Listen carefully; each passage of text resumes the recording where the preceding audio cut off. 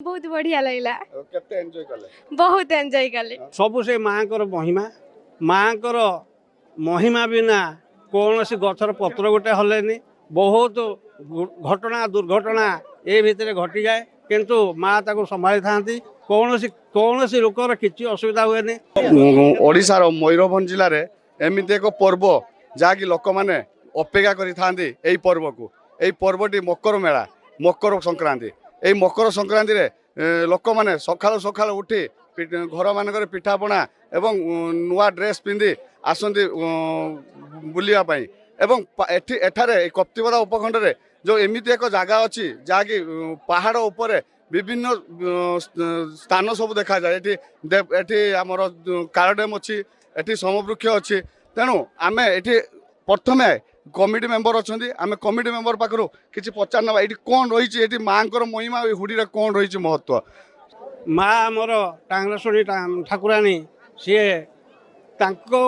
जी जो समय जिते बड़े भी मागी डाकी माँ ताकू ओ करथांती एवं से जहाँ कहे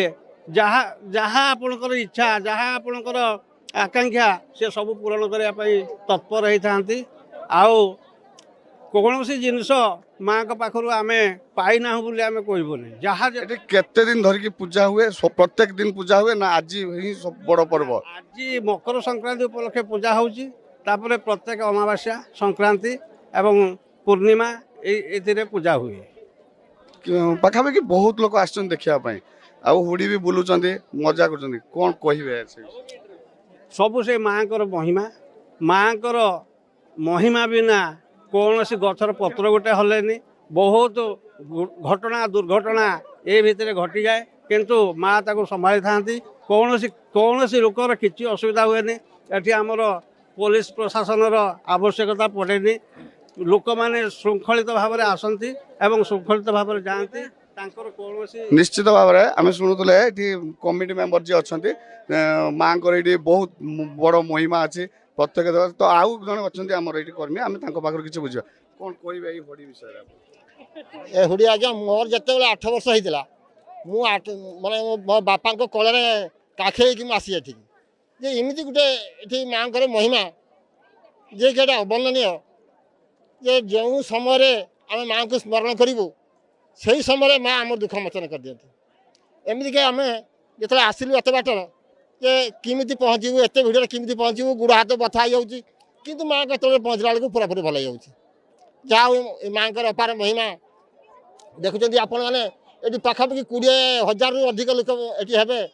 जे समस्त मन में देखूँ ये कहारी मन टे दुख ना समस्त माँ के तत्पर निश्चित भाव में आम ये शुणुले किसी लोक पाखु माँ को ये बहुत बड़ महिमा अच्छी जहाँकि ये हजार हजार लोक ये आसापी ये भी किसी लोक आस तो बुलापी भी आस बाहर आस तो एटी जो बुलिया आसले केमती लागला बहुत बढ़िया लगला। केते एंजॉय कले बहुत एंजॉय कले। कोडी आसले तालपदा निश्चित भाव में ये आसचंदी एंजॉय करूचंदी एवं एठी जो अच्छी आमर किछि पर्यटन स्थली एवं देवस्थली सब भी बुलुचंदी तेणु एठी ठाकुरंकर भी बहुत बड़ महिमा अच्छी एठी गोटे दिन धरी पालन करा जाए एवं गोटे दिन पर एठी पुणी लोक आस्ते आस्ते कमी जाती तेबे यही कप्तिपदा उपखंड में विभिन्न जगह अच्छी जहाँकि बहुत दर्शनीय जगह बुलापाई कप्तिपदार श्वेत सुंदर मल्लिक ओडिशा भास्कर।